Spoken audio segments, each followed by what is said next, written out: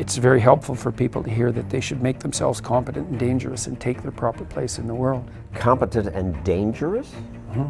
Why dangerous? Because it's the alternative to being weak. And weak is not good. The people who shoot up the high schools, they're weak. They're weak. How is it good to be dangerous? Because it makes you formidable. And life is a very difficult process. And it's not you're not prepared for it unless you have the capacity to be dangerous. That doesn't mean that you should be cruel. It doesn't mean any of that. There's a statement in the New Testament, the meek shall inherit the earth. But the meek isn't well translated. It means something more like those who have swords and know how to use them but keep them sheathed will inherit the world.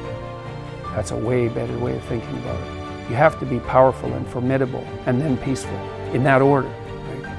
And that's not the same as being naive and weak and harmless, which is what young men are being encouraged to be. It's like, that's a very bad idea. It's a very bad idea. Because naive, weak, and harmless means that you can't withstand the tragedies of life.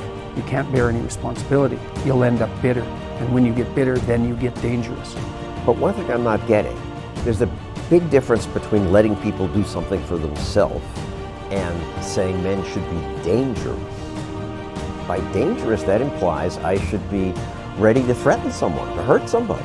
No, you should be capable of it. But that doesn't mean you should use it. There's nothing to you otherwise. Like if you're not a formidable force, there's no morality in your self-control. If you're incapable of violence, not being violent isn't a virtue. People who teach martial arts know this full well, right? If you learn a martial art, you learn to be dangerous, but simultaneously you learn to control it. Both of those come together. And the combination of that capacity for danger and the capacity for control is what brings about the virtue. Otherwise you confuse weakness with moral virtue. I'm harmless, therefore I'm good. It's like, no, that isn't how it works. That isn't how it works at all. If you're harmless, you're just weak. And if you're weak, you're not going to be good.